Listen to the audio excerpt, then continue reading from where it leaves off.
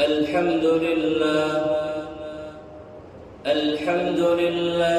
نحمده ونستعينه ونستغفره ونؤمن به ونتوكل عليه ونعوذ بالله من شرور أنفسنا ومن سيئات أعمالنا من يهده الله فلا مضل له ومن يضلله فلا هادي له وأشهد أن لا إله إلا الله وحده لا شريك له وأشهد أن سيدنا وحبيبنا وحبيب ربنا وشفيعنا وسندنا ومولانا محمدا عبده ورسوله أرسله الله تعالى بالحق إلى الناس كافة بشيرا ونذيرا وداعيا إلى الله بإذنه وسراجا منيرا أما بعد فأعوذ بالله من الشيطان الرجيم بسم الله الرحمن الرحيم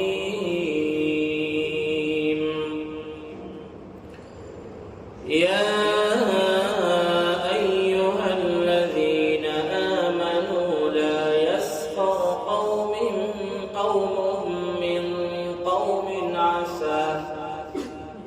عسى أن يكونوا خيرا منهم ولا نساء من نساء عسى أن يكن خيرا منهن ولا تلمزوا أنفسكم ولا تنابزوا بالألقاب بئس الاسم الفسوق بعد الإيمان ومن لم يتب فأولئك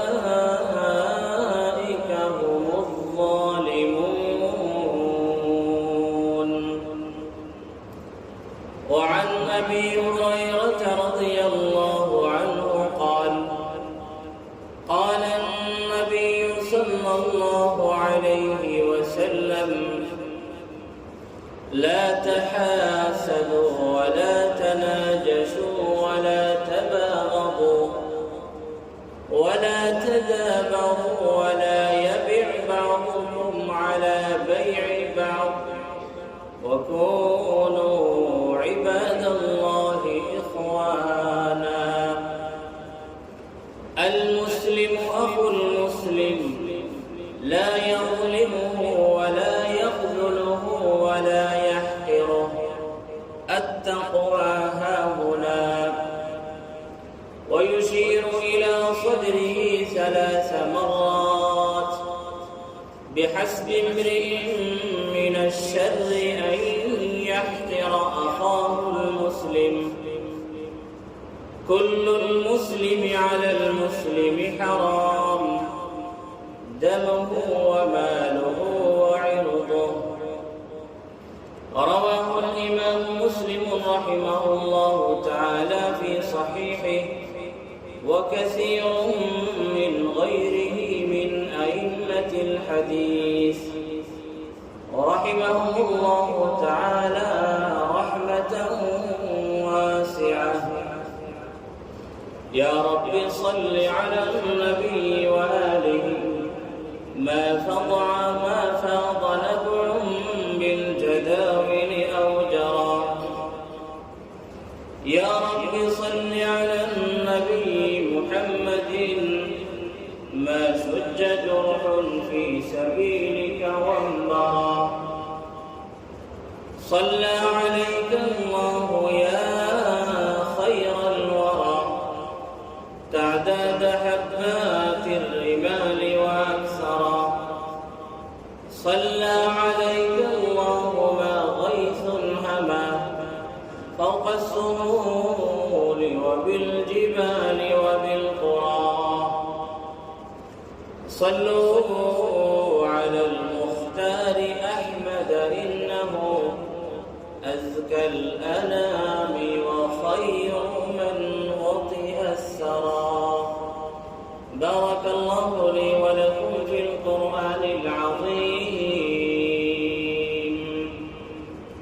ونفعني وإياكم بالآيات والذكر الحكيم. صلى الله على سيدنا ومولانا محمد وعلى آله وأصحابه وسلم. صلى الله على سيدنا ومولانا محمد وعلى آله وأصحابه وسلم. صلى الله على سيدنا ومولانا محمد وعلى آله وأصحابه وسلم.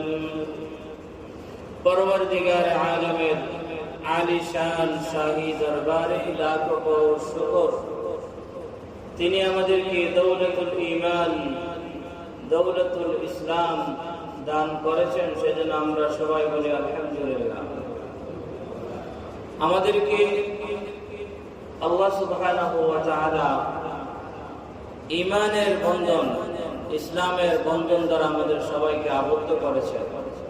আমরা সবাই মুমিন মুসলমান, আমাদের একের অপরের সাথে সম্পর্ক হচ্ছে ঈমানি সম্পর্ক, ইসলামী সম্পর্ক।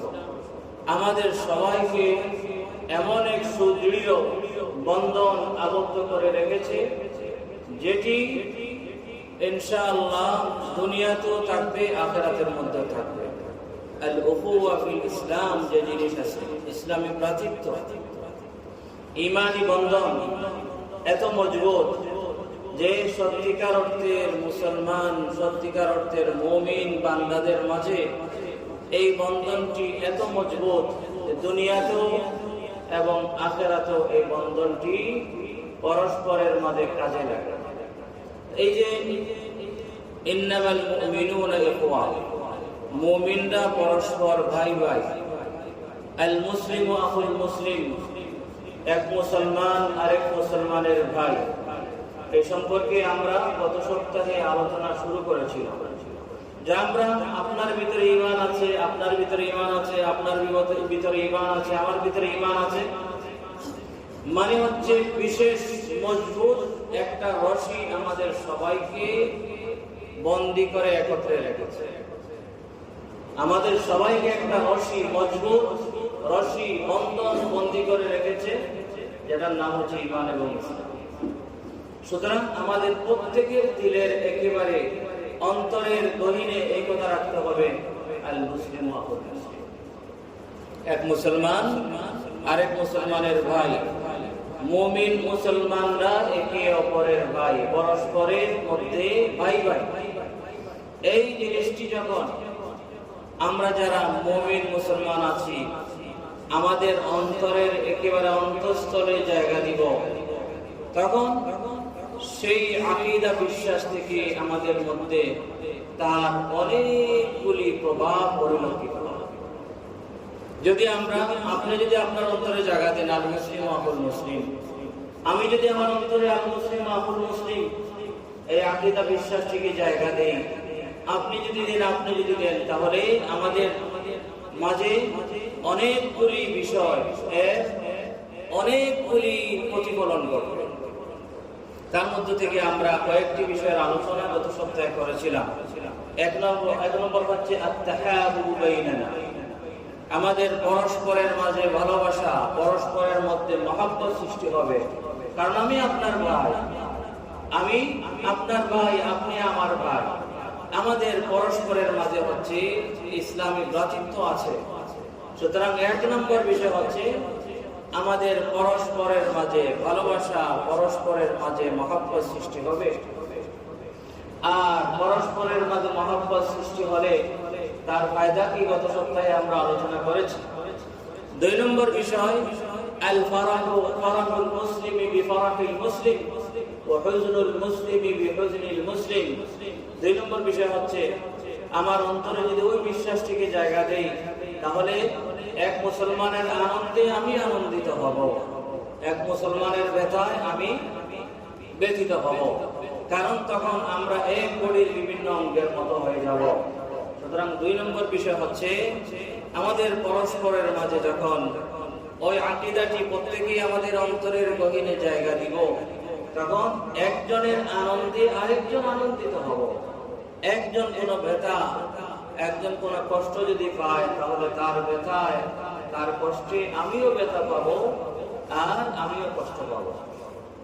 তিন নম্বর বিষয় হচ্ছে আন-নুসরা, একজন মুসলমান আরেকজন মুসলমানকে তার সামর্থ্য অনুসারে সাহায্য করে। যদি ওই আল মুসলিম আল মুসলিম, এক মুসলমান আরেক মুসলমানের ভাই, এই বিশ্বাস অন্তরে রাখলে তিন নম্বর বিষয়টি আমাদের মধ্যে পরিলক্ষিত হবে কি, যে একজন কোনো বিপদে পড়লে আরেকজন তার সামর্থ্য অনুসারে তার পাশে দাঁড়াবে।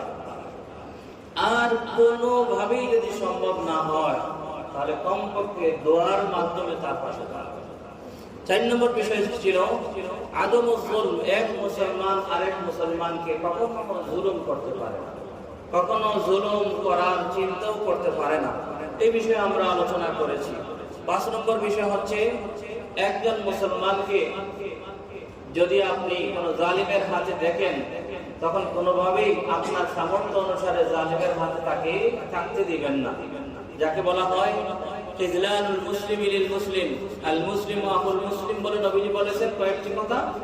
এর মধ্যে একটি হচ্ছে ওয়ালা ইয়াখযুলুহু, জালিমের হাতে মজলুম অবস্থায় একজন মুসলিম যদি আরেকজনকে দেখে, এক মুসলিম যদি আরেক মুসলিমকে জালিমের হাতে মজলুম অবস্থায় দেখে, তাহলে পাশ কেটে চলে যাওয়ার সুযোগ নাই, বরং সামর্থ্য অনুসারে ওই জালিমের হাত থেকে তাকে ছাড়ানোর চেষ্টা করবে। 6 নম্বর বিষয় হিতাকাঙ্ক্ষিতা, এই বিষয়ে আমাদের আলোচনা হয়েছে। একজন মুমিন আরেকজন মুমিনের হিতাকাঙ্ক্ষী হবে, সর্বদা একজন আরেকজনের কল্যাণকামী হবে। কারণ সে আমার ভাই, কারণ সবাই মিলে জান্নাতে যাওয়ার আমাদের সকলের ইচ্ছা, বলা নাই না? আমাদের সকলের ইচ্ছা হচ্ছে আমরা সকলে মিলে জান্নাতে যাব। জান্নাতে যেতে হলে জান্নাতি পরিবেশ দুনিয়াতে সৃষ্টি না করলে যাবে কে? জান্নাতি পরিবেশ সৃষ্টি করতে হবে। জান্নাতি আচার আচরণ পরস্পরের মাঝে এটা দুনিয়াতে সৃষ্টি করতে হবে, তাহলে আখিরাতের মধ্যে সহজে যাওয়া যাবে, আখিরাতের মধ্যে জান্নাতে সহজে যাওয়া যাবে। কারণ জান্নাতি মানুষের মাঝে ওই সমস্ত ভালো গুণ আছে, যে সমস্ত ভালো গুণ দুনিয়ার মধ্যে পরস্পর মুসলমানদের মধ্যে হওয়া চাই। জান্নাতি মানুষেরা জান্নাতে যাবে, সকলের দিল এক দিলের মতো হবে, সকলের দিল, সকলের অন্তর এক অন্তরের মতো হবে। অর্থাৎ আপনি যা ভালোবাসেন আমার জন্য তা আপনি ভালোবাসবেন, আপনি আপনার জন্য যা ভালোবাসেন আমার জন্য তাও ভালোবাসবেন। এরকম মনোমানসিকতা নিয়ে জান্নাতে জান্নাতীরা যাবে। কোন ধরনের কোনো হিংসা বিদ্বেষ কোনো কিছু থাকবে না। সব কিছু জান্নাতে প্রবেশ করার আগেই দুয়ে পরিষ্কার করে তারপরে যাবে, আর দুয়ে পরিষ্কার করতে দুনিয়াতে। সুতরাং 6 নম্বর বিষয় ছিল আন-নসিহা, একজন মুমিন আরেকজন মুমিনের হিতাকাঙ্ক্ষী হবে। কখনো একজন মুমিন যদি সত্যিকার অর্থের মুমিন হয়, একজন মুসলিম মুসলমান যদি সত্যিকার অর্থের মুসলমান হয়, তাহলে কখনো অন্য মুসলমানের কষ্টের চিন্তা করা তো দূরের কথা, কষ্ট দেওয়ার তো চিন্তা করা দূরের কথা, সর্বদা তার হিতাকাঙ্ক্ষী হবে। কোন পথে, কোন আচরণে, কিভাবে কি করলে আমার মুসলমান ভাইয়ের কল্যাণ হবে, এটি সর্বদা একজন মুসলমান চিন্তা করে। 7 নম্বর বিষয়টি ইত্তেফাক, একতা। একতা সম্পর্কেও গত সপ্তাহে আমরা আলোচনা করেছিলাম। এই একতার অভাবে আজকে আমরা মুসলমানরা বিভিন্ন জায়গায় মার খাচ্ছি, আমাদের মধ্যে একতা নাই। ইসলাম বিদ্বেষী, ইসলামের দুশমনেরা আমাদের উপর হামলা করার আগে আমাদের মধ্যে বিভাজন, বিভক্তি সৃষ্টি করেছে। বিভাজন কিছু হলেই আমাদের মধ্যে ঝামেলা লেগে যায়। এই বিভাজন সৃষ্টি করা, বিভক্তির সৃষ্টিটাই ছিল আমাদেরকে মারার মূল বীজ রোপণ করা। আমাদের সবাই মুসলিম বিশ্ব এক থাকলে, মুসলিম বিশ্বকে আল্লাহ সুবহানাহু ওয়া তাআলা যে সমস্ত সম্পদ দিয়েছেন, যে সম্পদ আল্লাহ পাক রব্বুল আলামিনের শক্তির পর যে সম্পদ বর্তমানে সবচেয়ে বড় শক্তি ধরা হয়, তেল, পেট্রোল ইত্যাদি, এগুলো আমাদের মুসলিম বিশ্বের মধ্যে, বিশেষভাবে আমাদের আরব জাহানের মধ্যে এগুলার মাটির তলে এগুলা ভরা। আরব জাহানের পাহাড়ের নিচে স্বর্ণের আরো কত পাহাড়। কিন্তু আমাদের বিভাজন, আমাদের বিভক্তি, আমাদের ইখতিলাফ, আমাদের মতানৈক্য আমাদেরকে ধ্বংস করেছে। আল্লাহ পাক আমাদেরকে সম্পদ কম দেন। যে সমস্ত আধুনিক বিশ্বে আধুনিক অস্ত্র পরিচালনা করার জন্য যে সমস্ত কিছুর দরকার, এগুলো আল্লাহ পাক আমাদের মাটির তলে পুঁতে রেখেছে, আলহামদুলিল্লাহ। কিন্তু আমাদের বিভাজন, বিভক্তি, ইখতিলাফ, মতানৈক্য, এগুলো হচ্ছে আমাদের মহা সমস্যা। এক মুসলমানদের মধ্যে ইত্তেফাক হওয়া চাই, মুসলমানদের মধ্যে একতা হওয়া চাই। আল্লাহ সুবহানাহু ওয়া তাআলা বলেছেন, ওয়া'তাসিমু বিহাবলিল্লাহি জামিআ ওয়া লা তাফাররাকু, তোমরা আল্লাহর রশিকে তোমরা সবাই মিলে ধরো, তোমরা ইখতিলাফ এবং মতানৈক্য করো না। ওয়ালা তানাযাউ ফাতাফশালু ওয়া তাযহাবা রিহুকুম, তোমরা পরস্পরের মাঝে ঝগড়া লিপ্ত হইও না, ফলে তোমরা ব্যর্থ হয়ে যাবে। কোরআনে কারীমে বলেছেন, তোমরা যদি পরস্পরের মাঝে যদি লাগালাগি করো, পরস্পরের মাঝে মতানৈক্য করো, ঝগড়া করো, ফাতাফশালু, তোমাদের সফলতা আসবে না। আল্লাহ পাক বলে দিয়েছেন, ওয়া তাযহাবা রিহুকুম, এবং তোমাদের শক্তি বিনষ্ট হয়ে যাবে। এগুলি আমরা গত সপ্তাহে বিস্তারিত আকারে আলোচনা করেছিলাম। 7 নম্বর ইত্তেফাক, এটা গেছে। 8 নম্বর হচ্ছে যে আদমুল ইহতিকার। এক মুসলিম আরেক মুসলমানকে যতই পজিশনের দিক দিয়ে নিচে হোক না কেন, তাকে তুচ্ছ তাচ্ছিল্যের দৃষ্টিতে দেখবে না। আমি প্রধানমন্ত্রী, আমি চেয়ারম্যান, আমি এমপি, রিকশার ড্রাইভারকেও সে একজন আমার মুসলিম ভাই হিসাবে তাকে তুচ্ছ তাচ্ছিল্যের দৃষ্টিতে দেখা যাবে না।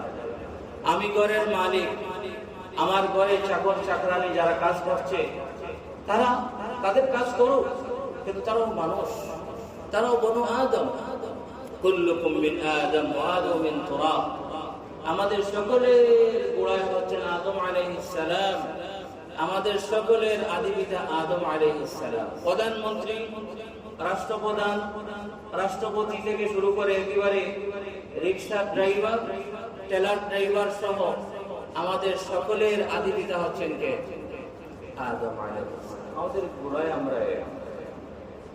পরবর্তীতে গর্দিশের জমানা আমাদের কাউকে হয়তো মানা গাছতলায় বসিয়েছে, আর কাউকে হয়তো গাছের উপরে বসিয়েছে।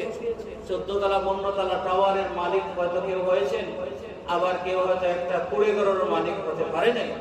গর্দিশের জমানার কারণে কিন্তু আমাদের সকলের বাবা এক, আদম আলাইহিস সালাম। সকলের আদি মাতা এক, হযরত হাওয়া আলাইহিস সালাম। আমাদের সকলের রগের রেশায় ওই হযরত হাওয়া এবং হযরত আদম আলা নবিয়িনা ওয়া আলাইহিস সালাতু ওয়াস সালামের যে রক্ত, সেই রক্ত প্রবাহিত হচ্ছে। সুতরাং বংশের বিভক্তি, পজিশনের, পদের বিভক্তি, এগুলা পরে আসছে, কিন্তু আমাদের আদি পিতা হযরত আদম আলাইহিস সালামের, আমাদের সকলের নিসবত হযরত আদম আলাইহিস সালামের দিকে।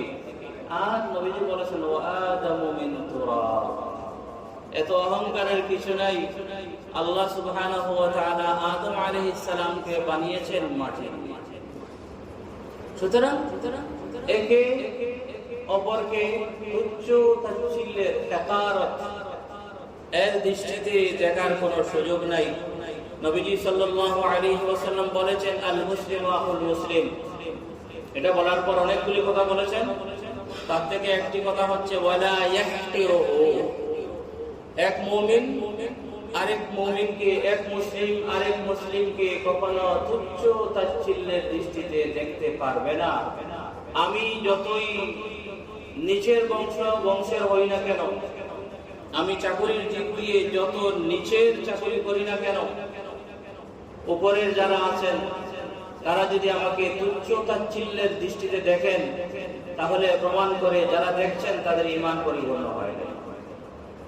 নবীজি সাল্লাল্লাহু আলাইহি ওয়াসাল্লাম ওই লম্বা হাদিসের মধ্যে বলেছেন, বিহাসবি ইমরিইন মিনাশ শাররি আইয়াহদারা আখাহুল মুসলিম, একজন ব্যক্তির মন্দের জন্য এতটুকুই যথেষ্ট যে সে তার মুসলমান ভাইকে তুচ্ছ তাচ্ছিল্যের দৃষ্টিতে দেখবে। একজন মানুষের মন্দ হওয়ার জন্য এতটুকু যথেষ্ট যে সে তার মুমিন মুসলমান ভাইকে তুচ্ছ তাচ্ছিল্যের দৃষ্টিতে দেখবে। সুতরাং আমাদের এই ক্ষেত্রে খুবই সতর্ক হওয়ার দরকার। আমাকে সবার আগে সতর্ক হওয়ার দরকার, আপনাকেও সতর্ক হওয়ার দরকার। আমরা সকল বনু আদম, সবাই আমরা বনি আদম, আদম সন্তান। হয়তো গর্দিশে জমানা, কাউকে হয়তো গাছতলায় বসিয়েছে অথবা কাউকে গাছের হাগায় বসিয়েছে, কিন্তু সবাই বলা যায় না হয়তো যাকে আমি তুচ্ছ তাচ্ছিল্যের দৃষ্টিতে দেখছি তার মধ্যে হয়তো এমন এক আমল হতে পারে যে আমলের কারণে কাল কিয়ামতের দিন সে জান্নাতে আমার অনেক উপরে থাকবে।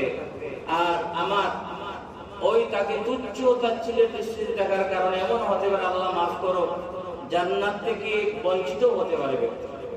সুতরাং কখনো কাউকে পজিশন যতই নিচু হোক না কেন তুচ্ছ তাচ্ছিল্যের দৃষ্টিতে দেখার কোনো সুযোগ নাই। যদি আমি মুসলমান হই, আরেক মুসলমানকে শ্রদ্ধার নজরে দেখতে হবে। একজন মুসলমান আরেকজন মুসলমানকে তাওহীদের দৃষ্টিতে দেখতে হবে। একজন মুসলমান আরেকজন মুসলমানকে সম্মানের দৃষ্টিতে দেখতে হবে। আমরা অনেক সময় বলি না যে সম্মান দিতে পয়সা লাগে। কথাবার্তা, আচরণের মাধ্যমে ব্যক্তিকে সম্মান দিতে হয়। সুতরাং কথাবার্তা এবং আচরণের মাধ্যমে আমরা যদি অন্যকে সম্মান দেই, তাহলে এই সম্মান দেওয়াটা প্রমাণ করে যে আমার ভিতরে ঈমান আছে। আমি আল মুসলিম আখুল মুসলিম এটা বুঝেছি, এটা শুধু মুখ দিয়ে জমি নাই, বরং আমি বুঝেছি, আমার অন্তরে এটিকে জায়গা দিয়েছি। সুতরাং প্রত্যেকেই আমাদের এই প্রতি খেয়াল করতে হবে। কোন সময় দেখা যায় আমরা রিক্সা ড্রাইভারের সাথে আমরা খারাপ আচরণ করি, সে রিক্সা ড্রাইভার হিসাবে। টেলার ড্রাইভারের সাথে দেখা যায় কোনো সময় খারাপ আচরণ করি, যেহেতু সে টেলার ড্রাইভার। না, এগুলো করার কোনো সুযোগ নাই। একজন মুসলমান আরেকজন মুসলমানকে শ্রদ্ধার নজরে দেখবে, একজন মুসলমান আরেকজন মুসলমানকে তাযীমের নজরে দেখবে। 9 নম্বর বিষয় হচ্ছে সাতরু আওরাতি আল মুসলিম। একজন মুসলমান সর্বদা আরেকজন মুসলমানের আইব, দোষ, ত্রুটি গোপন রাখার চেষ্টা করবে।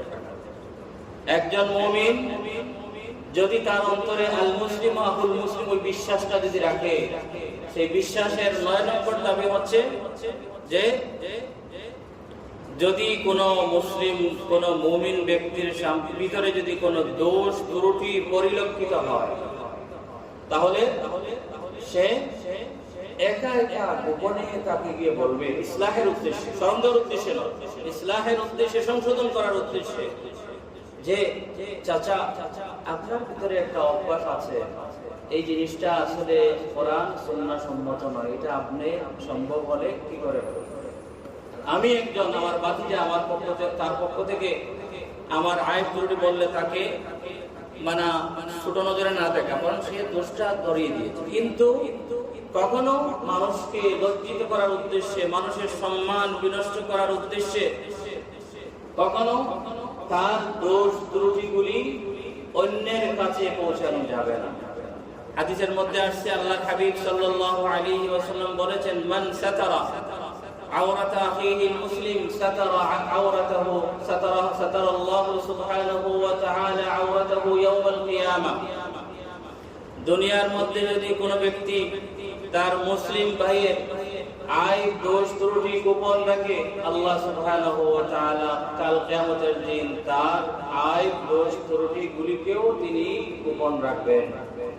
অর্থাৎ আল্লাহ পাক রব্বুল আলামিন মানুষের সামনে তাকে লজ্জা দিবেন না, তার বিশেষ মাগফিরাতের চাদর দিয়ে ঢেকে তাকে মাফ করে দিয়ে তাকে জান্নাতে দিবেন।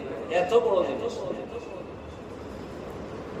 মুসলিম ভাইয়ের আইব দোষ ত্রুটি গোপন রাখা এত বড় জিনিস যে এটার মাধ্যমে ব্যক্তির আইব দোষ ত্রুটিগুলিকে আল্লাহ পাক রব্বুল আলামিন কিয়ামত দিবসে গোপন রাখবেন, আর গোপনে আল্লাহ সুবহানাহু ওয়া তাআলা মাফ করে দিয়ে তাকে জান্নাতে দিয়ে দিবেন। এর উল্টা বিষয় কি, ওমান কাশাফা আওরাতা আখিহিল মুসলিম, আর যে ব্যক্তি তার মুসলমান ভাইয়ের আইব দোষ ত্রুটিগুলিকে উন্মোচন করে মানুষের কাছে ঘুরে বেড়ায় মানুষের কাছে বলে, তাকে লজ্জা দেওয়ার উদ্দেশ্যে বলছেন কাশাফাল্লাহু আওরাতাহু। আপনি যদি মানুষের পিছনে মানুষের আইব দোষ ত্রুটি বের করার কাজে যদি লেগে যান, আল্লাহ পাক আপনার পিছনে লেগে যান। নাউযুবিল্লাহ।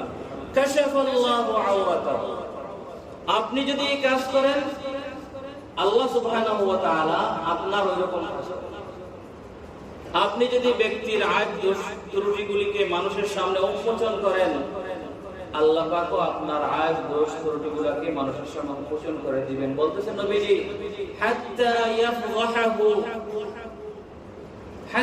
ইয়াফযাহু বিহা ফি বাইতিহি, এমনকি ব্যক্তির ঘরের ভিতরে যদি সে অবস্থান করে, আল্লাহ পাক তার দোষ ত্রুটিগুলিকে মানুষের সামনে ভাসিয়ে। সুতরাং এটা খুব ডেঞ্জারাস, আমরা অনেক সময় এটা খেয়াল করি না। একজনের মধ্যে যদি কোনো আইব থাকে, ওই আপনি একজন মুমিন হিসাবে হিতাকাঙ্ক্ষিতা নজরে আপনি তার কাছে গিয়ে গোপনে করতে পারেন, কিন্তু মানুষকে বলবেন তার আইব দোষ ত্রুটিগুলিকে আপনি প্রকাশ করবেন। যদি এরকম করেন তাহলে আল্লাহ পাক আপনার আইব দোষ ত্রুটিগুলিকে প্রকাশ করবেন। আপনি যদি একেবারে ঘরের অন্তর্মহলেও থাকেন, যদি বোরকা পরেও যদি হাঁটেন, আল্লাহ পাক আপনার দোষ ত্রুটিগুলিকে বাসিয়ে দিবেন। এটা হচ্ছে নবীজির কথা। আল জাযাউ মিন জিনসিল আমাল। আপনি একজনের দোষ, একজনের ভুল, একজনের অসুবিধা গুলিকে আপনি মানুষের সামনে উন্মোচন করে দিয়েছেন, আল্লাহ পাক রব্বুল আলামিন আপনার গুলিকে উন্মোচন করে দিবেন। আপনি শত চেষ্টা করলেও আপনার দোষ ত্রুটিগুলিকে গোপন রাখতে পারবেন না, কারণ আল্লাহ পাক চাচ্ছেন কি করে দিতে। আর যদি আল্লাহ পাকের সাথে যদি কারো কি হয়, তাহলে কি সে পারবে? কখনো পারবে না। 10 নম্বর বিষয় হচ্ছে যে আদম ইজাইল মুসলিম।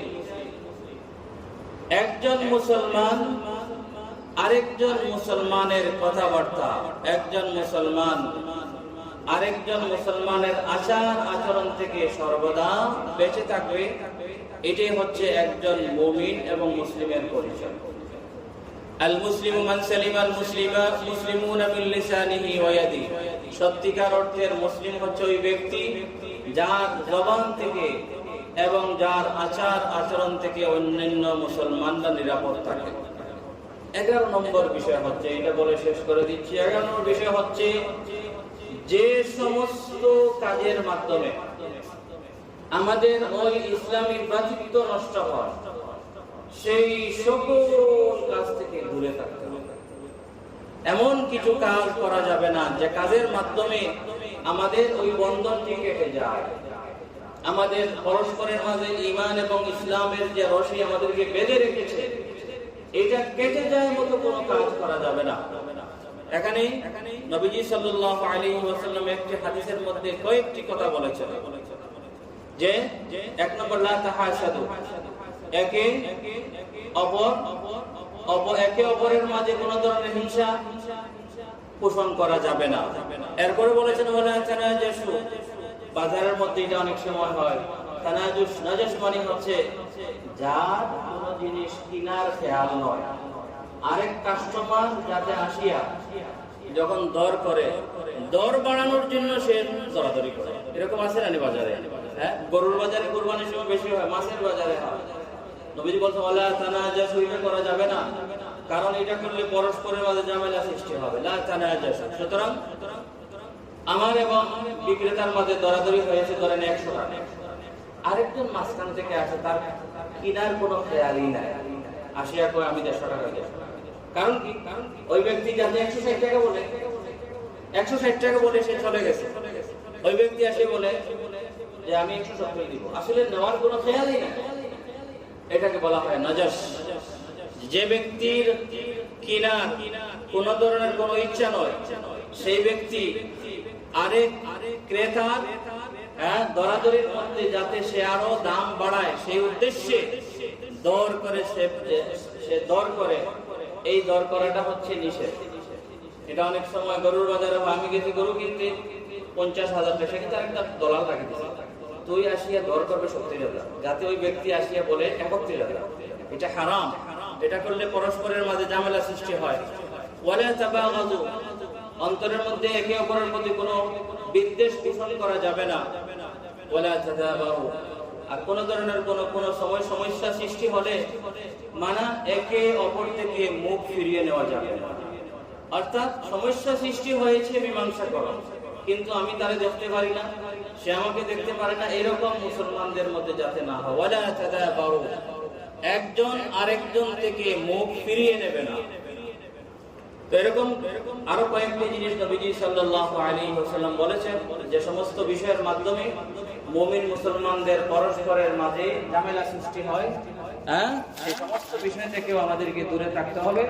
এটা আমাদের আল মুসলিম আকুল মুসলিম যে আকীদা বিশ্বাস, সেই আকীদা বিশ্বাসের এটা হচ্ছে মাযাহির এবং আকীদা বিশ্বাসের প্রতিফলন। সুতরাং আমাদেরকে এমন সকল বিষয় থেকে দূরে থাকতে হবে যে সমস্ত বিষয়ের মাধ্যমে আমাদের উখুওয়া ইসলামিয়া, ইসলাম ভ্রাতৃত্ব নষ্ট হয়। তার মধ্যে থেকে একটা হচ্ছে তাহাসুদ, হিংসা করা, আর একটা হচ্ছে কিনার ইচ্ছা না থাকা সত্ত্বেও দর বাড়ানোর উদ্দেশ্যে দরাদরি করা, আরেকটা হচ্ছে বিদ্বেষ পোষণ করা, আরেকটা হচ্ছে কোনো কিছু হলেই একজন আরেকজনের থেকে মুখ ফিরিয়ে নেওয়া। এটা কখনো যাতে না হয়, হয়েছে এটা শেষ করার চেষ্টা। তাদাবুর করা যাবে না, একজন আরেকজন থেকে মুখ ফিরিয়ে নেওয়ার কোনো সুযোগ মুসলমানদের মধ্যে নাই।